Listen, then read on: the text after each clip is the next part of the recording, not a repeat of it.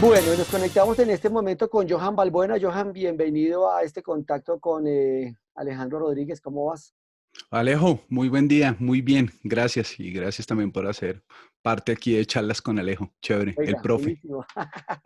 Oiga, el profe Alejo, oiga, ¿sabe que eso sería un el buen, profe Alejo, el profe. oiga, buen dato? Ese me sirve. Yo tengo una Va muy más. buena anécdota que siempre cuento y es, hablo de la universidad y siempre digo, uno de los productores más berracos con los que yo aprendí fue el profe Alejo. De él aprendí a hacer, y siempre cito el ejemplo de la manzana. Una Mm. manzana, una vez que estábamos en clase. Y entonces llegó Alejo con una manzana en la mano, bueno, toda la clase, no sé, éramos 20 tal vez. Y estábamos en el set de la universidad con un montón de luces, cámara, y bueno, llega Alejo y dice, ok, muerde la manzana, la coloca en el centro del set y dice, bueno, tienen una hora para iluminarme esta manzana Ah, sí, sí. perfectamente. Una clase Y de sí, sí, entonces sí. ahí ni una sombra ni nada, ok, no sé, estaríamos en tercer, cuarto semestre, no recuerdo bien. Ok, Alejo se va, profe, y arrancamos todos buenos, ese estudio era un horno, era súper caliente, todas las luces encendidas y dele, y dele, dele. Conclusión, no pudimos quitarle la sombra a la manzana. Entra Alejo, ok, muchachos, ¿qué pasó? Profe, no pudimos. Ok, apague todo eso, dice Alejo. No es necesario tener todas las herramientas, es necesario es saber utilizarlas. Pum, montó tres luces el hombre, pim, pim, pim, y adiós sombras. Ok, triángulo de iluminación. Es algo que siempre cuento del profe Alejo y una muy buena anécdota en la universidad de la pedagogía, el aprendizaje. Chévere. Oiga, Johan, muy bueno, gracias, gracias, de verdad. Tengo Dios memoria mío. fotográfica. No, buenísimo. Yo no me acordaba, sí me acordaba de las clases de iluminación, pero no me acordaba de ese momento. Ay, Ese Dios mío. momento a mí me marcó realmente en la producción audiovisual. Bueno, Johan, y pues yo sí, yo lo recuerdo a usted gratamente con este tema. A usted le gustaba mucho el tema documental, el tema audiovisual, pero ¿cómo surgió todo este tema de terminar metiéndose en la manigua, educando, formando a las comunidades? ¿De dónde partió eso? Bueno, realmente, fuera de ser director y productor de radio y televisión, pues soy bailarín y músico profesional folclórico.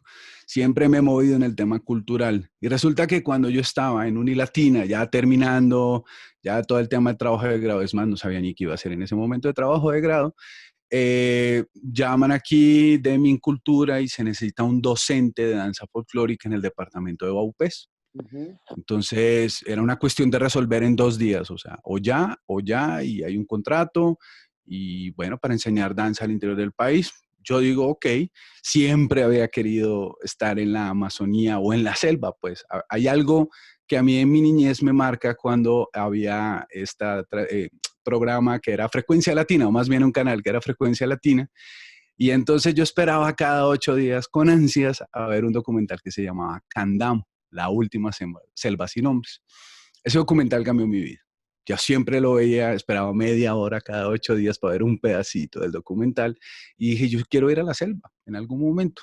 Bueno, se da esta oportunidad del docente, entonces, ok, listo, sí, yo voy, arranco para el Baupés. En ese momento Internet no era Internet, te estoy hablando del 2006, o sea, no había toda esta información que rueda y ver un lugar en la mitad de la selva amazónica colombiana.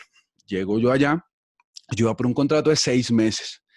Entonces empiezo a levantar, digámoslo así, una escuela de danza, empiezo un proceso realmente intercultural, porque cuando empiezo a enseñar, también tengo población indígena que jamás había tenido el contacto directo de, bueno, ¿y ahora cómo va a ser el mecanismo de enseñanza? ¿Cómo lo propongo? Yo vengo del interior.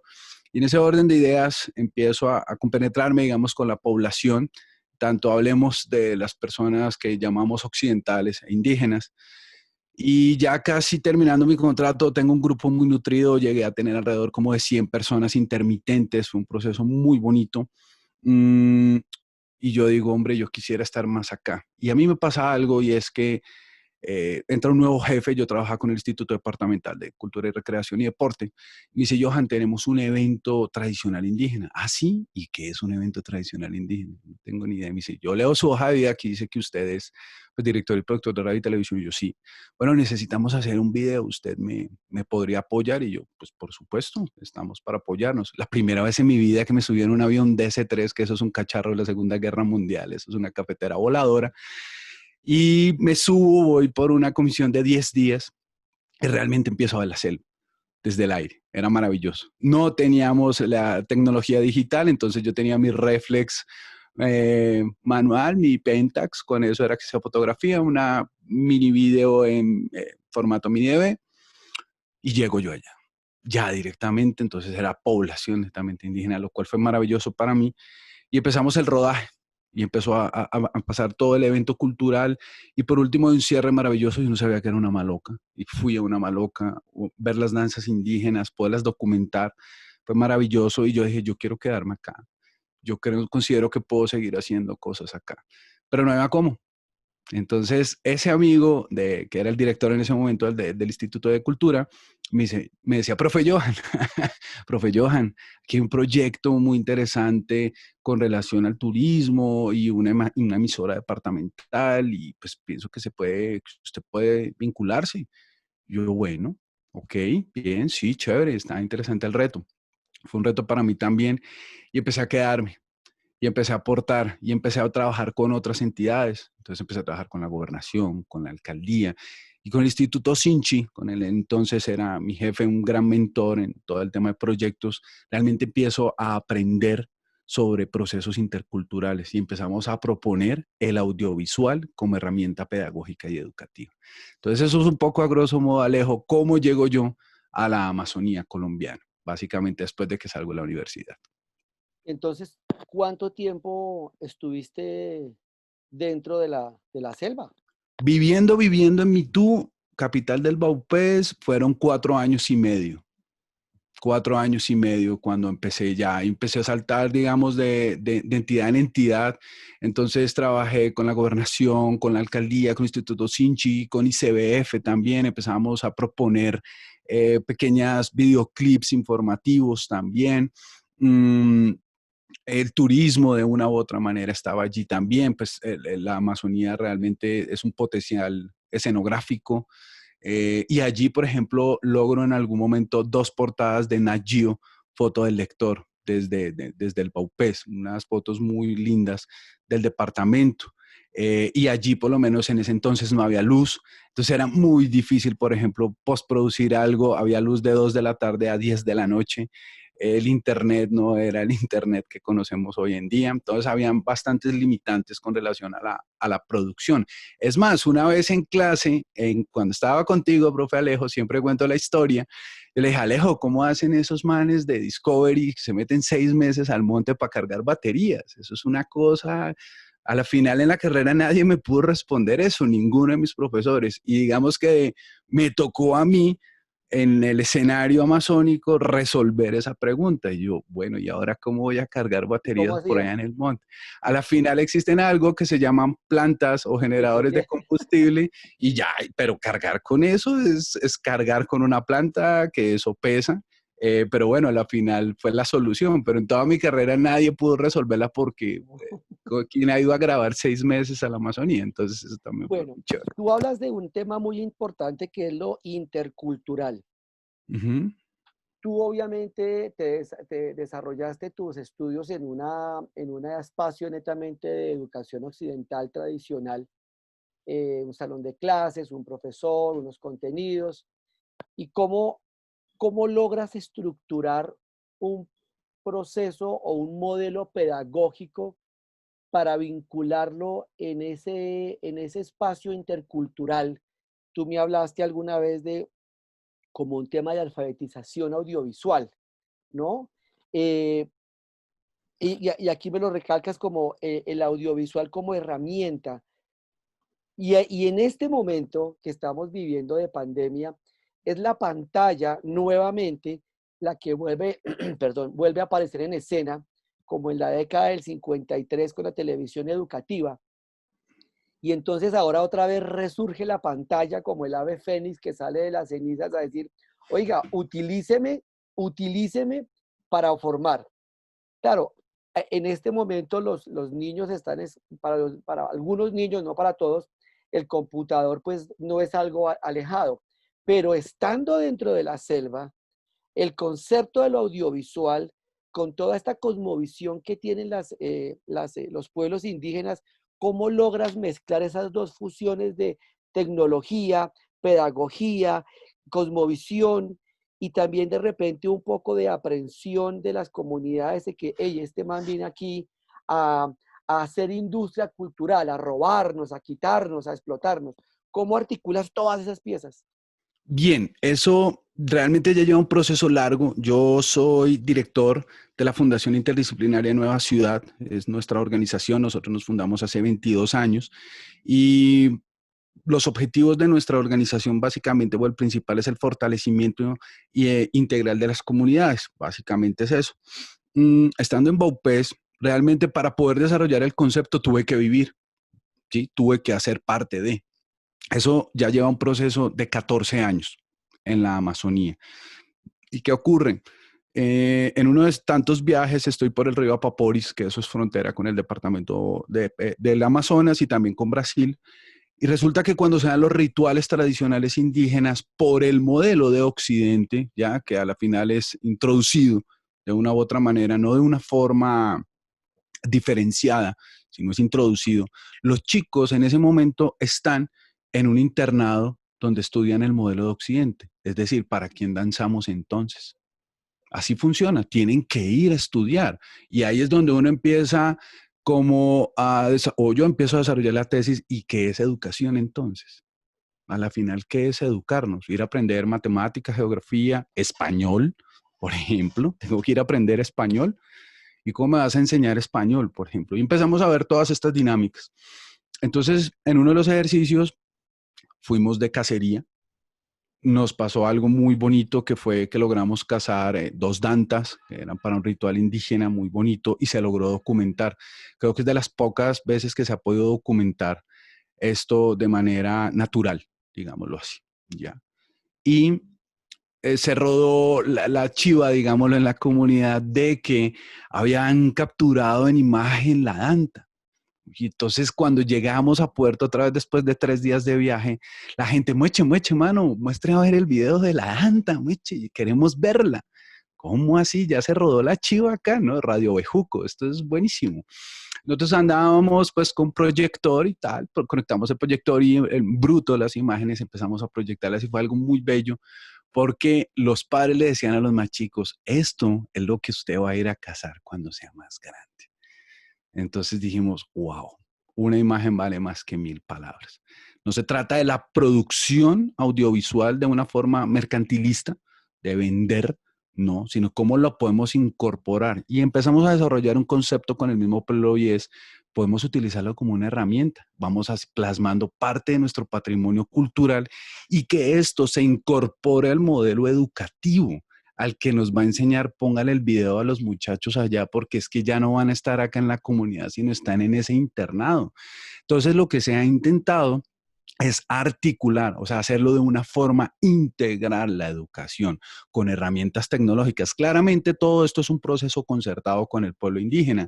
En Colombia tenemos varios, por ejemplo, en el Baupés, que son seminómadas aún, son peperos. El llegar o el impacto de una cámara ya es terrible. Es más, el solo hecho del vello facial aún nos impacta. Entonces hay que manejar esto con guante blanco, no solo llegar, grabar, porque llegué yo a grabar. No, esto surtido un proceso muy largo y actualmente, en especial con el pueblo corebajú o coreguaje, realmente en lengua se pronuncia pairepa, en el departamento del Caquetá, ya llevamos 2 años con este pueblo, en especial el cabildo indígena Chozaro Pai, dijimos, ok, no es que yo venga a grabar, ahora vamos a fortalecer esto, más bien enseñémosles a ustedes cómo producir, para que usted mismo en su propia lengua empiece a producir contenidos.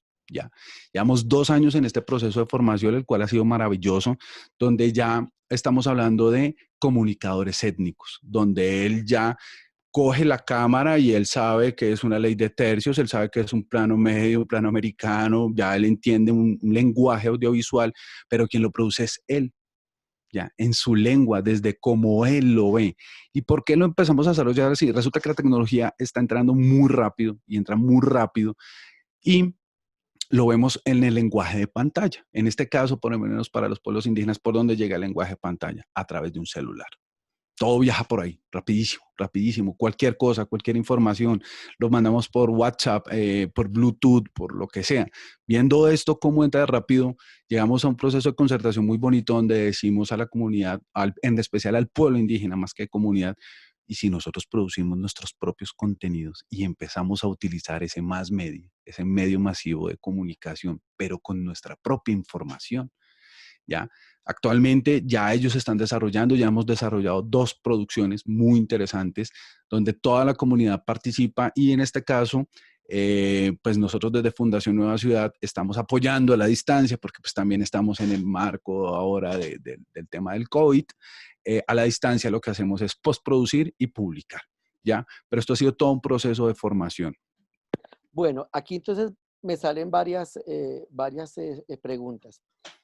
Primero, el problema que tenemos en este momento con la educación virtual y con la educación a distancia, que yo la estoy denominando es Ujú, educación a distancia, total, porque muy pocas entidades educativas o colegios realmente están haciendo la virtualidad como debe ser y la experiencia educativa em, está muy alejada de lo que se pretendería pensar como una educación interactiva, ¿no? Que esa total. es la gran palabra. Yo cómo logro que el estudiante a través de la interacción con el computador pueda tener una educación, una experiencia educativa. Lo que estamos viendo ahora es lo que estamos haciendo su merced yo, hablando, el profesor a este lado, bla, bla, bla, 3, 4 horas hablando por el Ujú. computador, saca unas hojitas y les dice, esta es la O, esta es la E y todo. ¿En qué ¿Cómo? momento interactúa? Claro, no hay interacción, ¿no? Entonces yo aquí veo varias cosas. Cómo esta parte de la intromisión tecnológica dentro del mundo de ellos, o sea, fue bien recibida. No han sido reticentes a recibir esos nuevos elementos tecnológicos. Y lo segundo es, desde eso que tú explicas de ellos como productores audiovisuales, realmente esos productos mostrarían el cómo se ven ellos y no cómo los ven los otros. Es diferente que yo los grabe a ellos queriendo mostrar lo que yo veo de Ujú, ellos a que ellos se graben mostrándose cómo son ellos. ujú. ¿Cómo lograste, cómo se logra esa articulación sin algo que es importante para mí y es dejar de ser lo que son? Porque a veces mi preocupación cuando la tecnología ingresa a las comunidades es que ellos, y hago un paréntesis, alguna vez tuve la posibilidad de ir a Chocó con el Ministerio TIC a regalar, le iban a regalarles unas tabletas a los niños, ¿no? Y les regalaron como 500 tabletas. Entonces yo estaba en la unidad móvil haciendo mi trabajo y cuando salí me encontré con varios niños con sus tabletas en la mano y estaban como perdidos. Un tío le pregunté, pero lo veo como achicopalado, como triste, pues le acaban de regalar una tableta.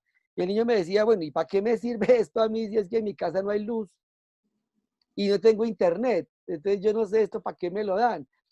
Eso por un lado. Y por otro lado, cuando tú vas a esas comunidades, por ejemplo, existe la chirimía, ¿cierto?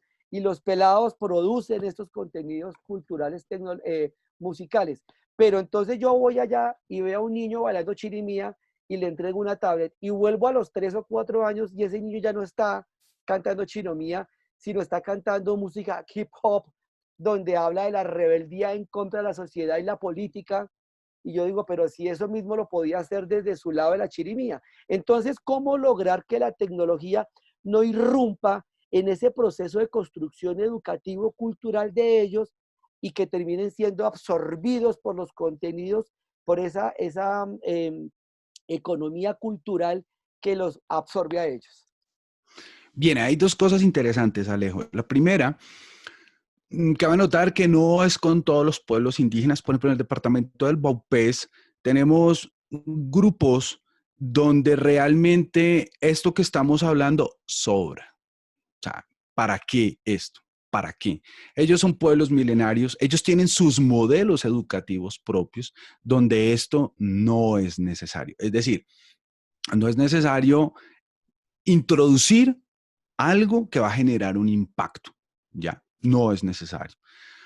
Otros pueblos, ya también en especial, te voy a hablar del departamento del Caquetá, desplazamiento forzado, aculturización por el mismo sistema, la intromisión del mundo de Occidente, ellos han pasado por un proceso lastimoso y es de aculturización. Entonces, rápidamente, ¿qué han hecho ellos? Generar políticas públicas para sostenerse en el tiempo. ¿Por qué? Porque es avasallador el mundo de Occidente, entra con todo por todos lados. Entonces ellos tratan de hacer un cerco y decir, un momento, ¿cómo vamos a parar esto o a utilizarlo de mejor forma? ¿Qué es lo que ocurre, digamos, en el departamento del Caquetá? Pero desde nosotros, desde nuestra organización, desde Fundación Nueva Ciudad, nuestra experiencia, lo primero que definimos antes de pensar en contenidos, antes de producir, antes de cualquier cosa, es, primero, cuáles son los objetivos de los medios de comunicación. Informar, entretener y educar. Y segundo, el mensaje. ¿Cuál es el mensaje de esto? Un mensaje tiene un principio, un desarrollo y un final.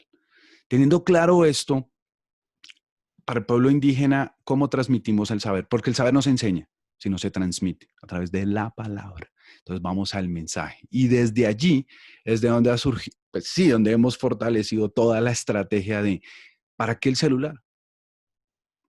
No, pues sí, ¿para qué me da esto? No, pero si yo lo oriento, le digo que con eso usted puede llevar un mensaje. Ah, sí puedo llevar un mensaje. Claro que puedo llevar un mensaje. Como usted lo recibió, también puede hacer el suyo. Entonces ahí es donde nos sentamos en los espacios de mambeo, horas trabajando también o interactuando con las autoridades tradicionales indígenas, bueno, todos. Y se ha empezado el concepto de ¿qué quiero comunicar? Es buenísimo, ¿sí? Porque entonces ya, es decir, no quiero hacer hip hop, por ejemplo. No, yo quiero hablar de mi tradición. Bueno, ahora cuéntame cuál es tu tradición, pero cuál es el mensaje. Entonces, vuelven a replantear, bueno, pero sí, ¿qué quiero decir con esto? ¿Usted quiere inventarse algo o lo que quiere es que su mensaje trascienda? No, yo quiero que mi mensaje trascienda utilizando los medios tecnológicos. Ah, bueno, entonces partamos desde allí. Entonces, cada situación es diferente, cada pueblo es diferente, cosmovisiones diferentes, Alejo. Pero así, de esta forma, lo que te digo, es un proceso lento, pero tú acabas de decir algo interesante. En todo lado ya pues nos comunicamos de una u otra manera. Entonces, en esto sí, como que podemos decir que en Colombia en especial necesitamos la inversión social. Se necesita, necesitamos luz. Y no necesitamos luz eléctrica para prender la licuadora, no, necesitamos luz eléctrica porque realmente lo necesitamos. Las informaciones que llegan de la Amazonía en algunos momentos es muy vaga, es muy pobre, desde nosotros, desde todos los que trabajamos en la Amazonía, tratamos realmente de visibilizar. Un poco trillado la palabra actualmente, como yo le decía a alguien, es que es visibilizar porque en este momento es invisible. Si no llevamos este mensaje, ¿cómo hacemos para enterarnos? Pues los medios de comunicación juegan un papel medios de comunicación, ¿no? Eso es otra cosa que tenemos que hablar porque que es un medio de comunicación a la final y que hay detrás de todo él. Entonces, este es pues gran parte del proceso de formación, Alejo. Pues, Johan, muchísimas gracias. Me parece que nos van a quedar muchísimas tareas porque nos quedan muchísimos temas por abordar. Em, Siento que realmente la labor que tú haces es supremamente importante porque esa invisibilización que Occidente ha hecho de las tribus y las comunidades lo hace precisamente porque tras de ellas hay una cantidad de cultura y de saberes ancestrales que logran que las comunidades mantengan un equilibrio social, moral y estructural, cosa que a Occidente no le interesa. A Occidente le gusta Ujú. el desorden, le gusta ese mundo donde todo se mantiene en un absoluto caos, ¿no? Para ellos la entropía es la fascinación por entender que todo está bien cuando está desorganizado, porque en medio del desorden ellos se aprovechan de eso. Entonces, esta visión de este mundo, de las comunidades en donde existen valores, donde todo tiene una razón de ser, donde hay un respeto por la misma sociedad, por los ancianos, por las mujeres, por los niños, es una labor que debe ser reconocida porque tú estás metido en un lugar donde a muchos no les gusta meterse, porque además muchos dicen, es que la cultura no da plata, hermano. Yo Uy, siempre decía que hay dos formas no sé si tú de pronto en tus recorridos por Bogotá conociste a un señor que se llamaba Toñito. Toñito era el dueño del museo del reciclaje. Él ya desafortunadamente murió y él tenía una casa ahí al lado de la iglesia de San Alfonso María de Ligorio, en la Soledad, y era el Museo del Reciclaje. Entonces era una locura entrar a la casa de él porque era reciclada, todo lo que había era reciclaje por todo lado y era un pintor, pero además la gente creía que era una persona de la calle, ¿no? Toñito ujú, viajó a Europa, pintaba, se ganaba sus billetes, pero para él el tema del lujo y todo, pues no era tan importante. Entonces yo siempre decía, hay dos formas de vivir de la cultura. De la forma como vivió Fanny Mickey, la cultura, que se metió sus buenos billetes con el Festival Iberoamericano de Teatro, pero pues que además mostraba cultura, o como vivía Toñito, que en una esquina de la Soledad generaba un proceso de cultura, de conciencia, sin tanto escándalo. Tú estás como ujú. del lado de Toño, es decir, esa gente que desde su esquina tiene que luchar porque la cultura no da plata. Yo Ujú. creo que, como te digo, nos quedan varios temas pendientes. Espero que nos podamos volver a encontrar. Te felicito nuevamente porque lo que te decía, desde la universidad te veía con este tema y para mí es un halago y un placer ver que los estudiantes se fijan metas en su vida y las logran realizar. O Ujú. sea, esa parte utópica de que yo soñé mi vida y ya no es, tú eres un reflejo de que sí se puede hacer, sí se puede lograr y los sueños se hacen realidad. Muchísimas gracias, Johan, y seguiremos en contacto en estas conversaciones con el profe Alejo. Alejo, bien, muchas gracias. Igual es claro y es algo que siempre digo con relación a lo que tú estabas mencionando de la cultura, y yo tengo, sí, un eslogan, digámoslo así, y es que el patrimonio cultural somos lo que somos, no lo que no somos. Somos lo que somos. Y en la medida que incorporemos esto, ese es tu patrimonio cultural, como comer tamal el domingo. Eso es de nuestro. En todos los estratos, clases sociales, nos hemos comido o un tamal o una empanada. No importa la clase social. Y eso hace parte de nuestro patrimonio cultural. Entonces, Alejo, muchísimas gracias y por supuesto, chévere volver a charlar contigo, profe. Listo, muchísimas Bacano. gracias. Quedamos Vale, así. Alejo. Te cuidas. Claro que Chao, sí. chao. Gracias, Alejo. Chao.